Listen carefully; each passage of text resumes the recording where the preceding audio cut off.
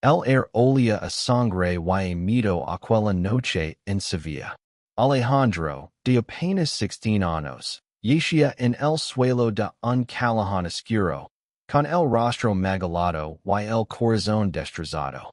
Sus padres, los mismos que alguna vez lo abrazaron, lo habían golpeado hasta dejarlo sin aliento, gritando que un hijo como él era una vergüenza para la familia. Alejandro no podía olvidar las palabras de su padre, pronunciadas con una furia que cortaba más que los puños. No eres mi hijo. No eres nada. Cada golpe era un intento de borrar quien era, de arrancar su verdad. Que amaba a los chicos, que siempre lo había sentido, que no podía cambiarlo aunque quisiera. En el silencio del callejón, con el cuerpo temblando, Alejandro se permitió sobrevivir. No por ellos, sino por él mismo. Se arrastró hasta un banco cercano, donde una anciana, Carmen, lo encontró al amanecer. Ella no preguntó mucho, solo lo llevó a su pequeño piso en Triana. Carmen, con sus manos arrugadas y su voz suave, le dio un plato de sopa caliente y un lugar donde dormir. Aquí no juzgo a nadie, pequeño, dijo, y esas palabras fueron el primer refugio que Alejandro conoció desde que su mundo se derrumbó. Los días siguientes fueron un torbellino de confusión. Alejandro no tenía donde ir, la escuela era un campo minado de rumores y miradas de desprecio, y su hogar ya no existía. Pero Carmen, con su paciencia infinita, lo enseñó a coser heridas invisibles. Lo habló de la Sevilla de su juventud, de los días en que el amor también era un secreto para muchos, y de cómo la ciudad siempre encontraba la forma de sanar. Alejandro comenzó a trabajar en un pequeño bar en el centro, sirviendo copas y sonrisas forzadas. Ali conoció a Lucia, una camarera de 18 años con union tatuage Delaware en girasol, en la muñeca y una risa que iluminaba las noches más oscuras. Lucia era un torbellino de energía, una sevillana de pura cepa que no temía alzar la voz contra las injusticias. Cuando Alejandro le confesó su historia una noche, mientras limpiaban el bar, ella lo miró a los ojos y dijo: "Tú no estás roto, Alejandro. Ellos lo están." Esa amistad se convirtió en su ancla. Lucia lo llevó a reuniones de un grupo local de apoyo para jóvenes LGBT, un espacio donde, por primera vez, Alejandro sintió que no tenía que esconderse. Pero el dolor de su pasado seguía Ali, como una sombra que lo perseguía en cada esquina de la ciudad. Sevilla, con sus naranjos y sus plazas llenas de vida, también era el lugar donde lo habían roto. Y aunque intentaba reconstruirse, una parte de él seguía sangrando. A los 18 años, Alejandro decidió que no podía seguir viviendo a medias. Se mudó a un piso compartido con Lucia en el barrio de la Macarena, un lugar lleno de colores y ruido que contrastaba con el silencio de su infancia. Trabajaba de día en el bar y de noche estudiaba diseño gráfico, un sueño que había nacido en los cuadernos donde dibujaba para escapar del dolor. Pero la ciudad no siempre era amable. En las calles, Alejandro veía miradas que lo juzgaban, susurros que lo herían. Una noche, mientras caminaba con un chico que había conocido en una cita, un grupo de desconocidos los increpó. Maricón, gritaron, y aunque Alejandro quiso responder, el miedo lo paralizó. El chico huyó, y Alejandro se quedó solo, sintiendo que el callejón de su infancia había vuelto a atraparlo.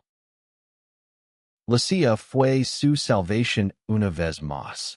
Lo encontró sentado en las escaleras de su edificio, con los ojos llenos de lágrimas. No dejes que te definen. Él, le dijo, apretando la mano. Tú decides quién eres. Esa noche, hablaron hasta el amanecer, planeando cómo cambiar las cosas. Lucia tenía una idea. Crear un espacio seguro en Sevilla. Un lugar donde nadie tuviera que temer ser quien era. Juntos comenzaron a organizar eventos pequeños.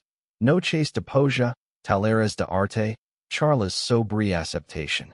Alejandro diseñaba los carteles, llenándolos de colores que reflejaban su lucha y su esperanza. Poco a poco, la comunidad creció. Jóvenes de todos los rincones de Sevilla se unían, compartiendo sus historias. Había chicos como Alejandro, que habían sido expulsados de sus hogares. Chicas que escondían su amor por miedo al rechazo. Personas no binarias que buscaban un lugar donde ser vistas. Pero no todo era fácil. Algunos vecinos se quejaban, llamando a sus eventos provocations. Una vez, alguien pintó insultos en la puerta del local donde se reunían. Alejandro sintió que el odio de su pasado volvía. Pero esta vez no estaba solo. Lucia y los demás limpiaron la puerta, y pintaron un mural lleno de arcoíris y girasoles. Que sepan que no nos van a calar. Dijo Lucia, con un pincel en la mano y una sonrisa desafiante. A los 20 años, Alejandro recibió una noticia que lo sacudió. Su padre estaba enfermo. Una parte él quiso ignorarlo. Dejar que el pasado se quedara enterrado. Pero otra parte, la que on recordaba los días en que su padre lo enseñaba a montar en bicicleta, lo empujó a buscarlo. Con el corazón en un puño, fue al hospital donde su padre estaba internado. El encuentro fue frío. Su padre, más delgado y frágil de lo que recordaba, apenas lo miró. No tengo nada que decir, murmuró.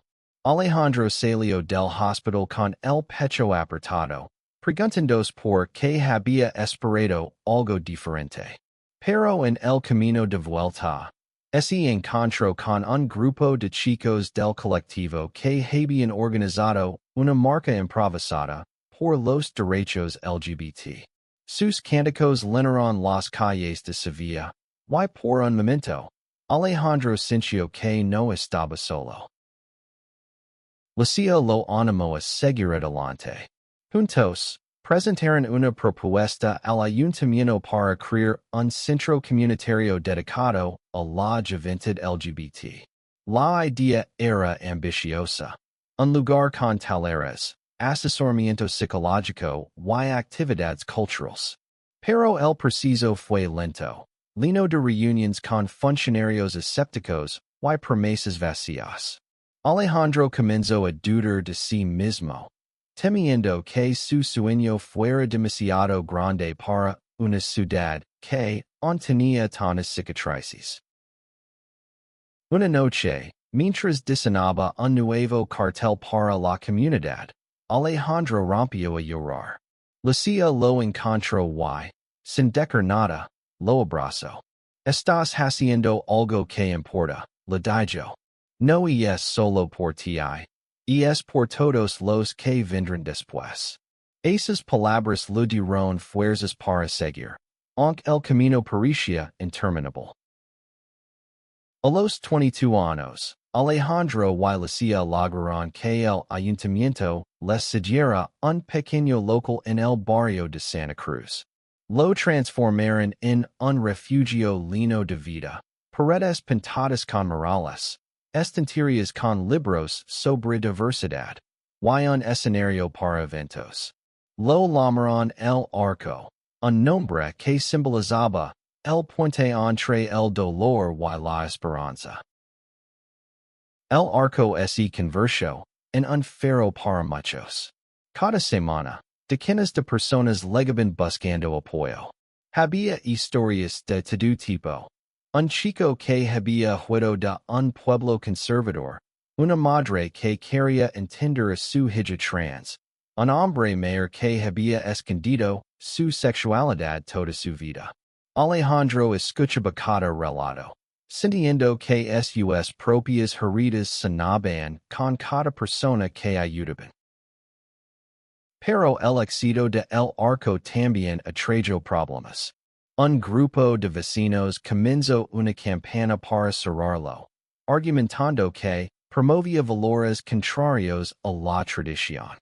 Las redes sociales se llenaron de mensajes de odio, y una noche, alguien rompió las ventanas del local. Alejandro sintió que el mundo se derrumbaba de nuevo, pero esta vez no se rindió. Con la CIA y los demás, organizaron una manifestación frente al ayuntamiento. Cientos de personas se unieron, portando banderas arcoíris y pancartas con mensajes de amor. La prensa local cubrió el evento, y por primera vez, Alejandro habló públicamente sobre su historia. Contó como sus padres lo habían abandonado, como había luchado para reconstruirse, y como el arco era su forma de asegurarse de que nadie más tuviera que pasar por lo mismo. Su voz temblaba, pero sus palabras resonaron en toda Sevilla. Al final, el ayuntamiento permitió proteger el centro, y la comunidad se sintió más fuerte que nunca. A los 24 años, Alejandro conoció a Mateo, un músico callejero de 25 años que tocaba la guitarra en la plaza de España. Mateo tenía una sonrisa tímida y una forma de cantar que hacía que el mundo pareciera más ligero. Una tarde, mientras Alejandro colocaba carteles para un evento de El Arco, Mateo se acercó y le ofreció una canción. Es para los que luchan. Dijo, y tocó una melodía que hablaba de libertad y amor. Esa fue la chispa. Alejandro y Mateo comenzaron a pasar más tiempo juntos, compartiendo cafés, paseos por el río Guadalquivir y sueños de un futuro mejor. Por primera vez, Alejandro sintió que podía amar sin miedo. Pero el pasado seguía pasando. Una noche, mientras caminaban por el parque de María Luisa, Alejandro le confesó a Mateo su miedo a no ser suficiente, a no merecer el amor. Mateo lo tomó de la mano y le dijo, tú eres más que suficiente. Eres todo. El amor de Mateo dio a Alejandro una nueva fuerza.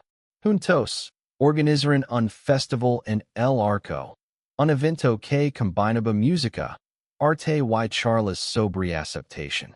La plaza de la Alfalfa se llenó de gente, y por una noche, Sevilla pareció un lugar donde todos podían ser libres. Pero el éxito también trajo nuevos retos.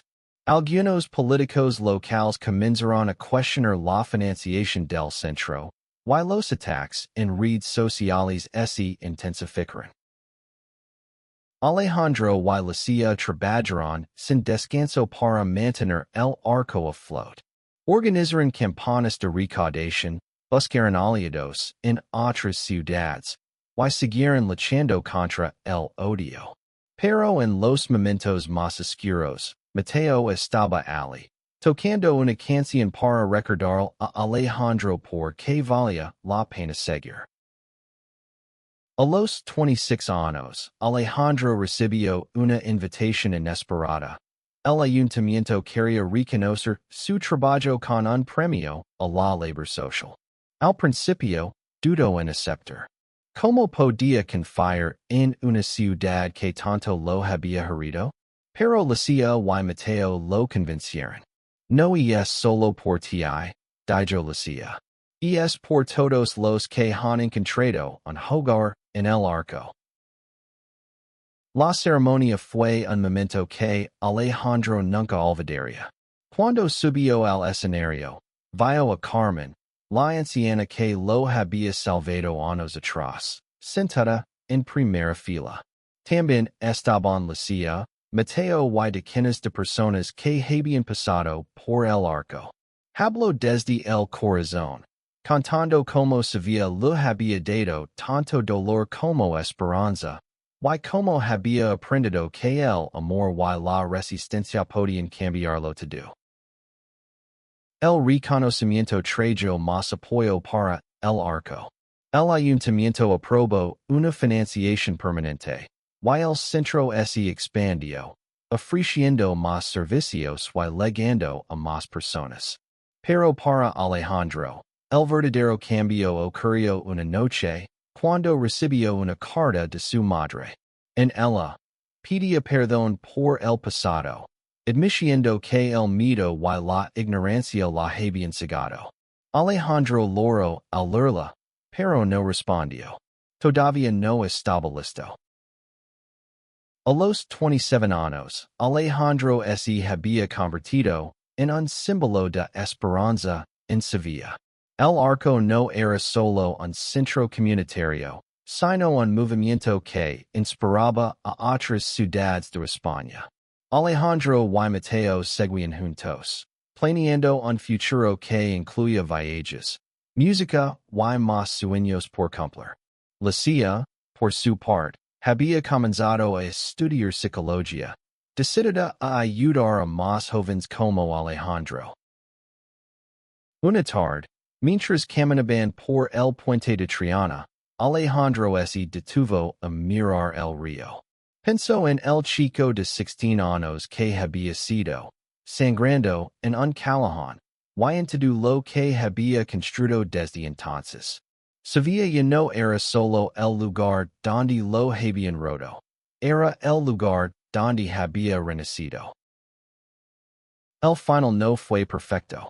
El odio aún existía, y las heridas del pasado no desaparecieron del todo. Pero Alejandro había aprendido que restaurar lo perdido no significaba borrar el dolor, sino construir algo nuevo con él. Había creado un hogar para otros, un lugar donde nadie tendría que sentir solo.